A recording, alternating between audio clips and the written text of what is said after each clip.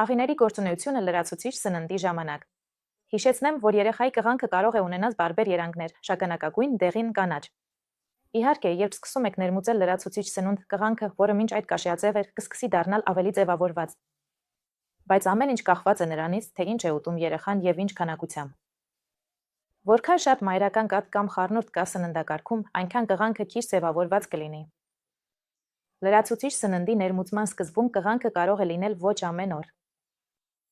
Կղանքի միջոցով փոքրիկը կարող է ցույց տալ իր ռեակցիան այս կամ այն մթերքի նկատմամբ, բայց դա սովորաբար 1-2 գթալից չէ, այլ արդեն այդ մթերքի բավականին մեծ քանակությունից։ Եթե հանկարծ նոր մթերքի ներմուծման ֆոնին կղանքը շատ ավելի հաճախակի է դառնում կամ, հակառակը, կոշտանում է եւ դա անհարմարություն է պատճառում, ապա իմաստ ունի այդ մթերքը հանել սննդակարգից եւ փորձել նորից որոշ ժամանակ անց։ Կարմիր ազդանշաններ։ Եթե տեսակ սև գույնի կղանք, շտապ պետք է կանչել շտապօգնություն։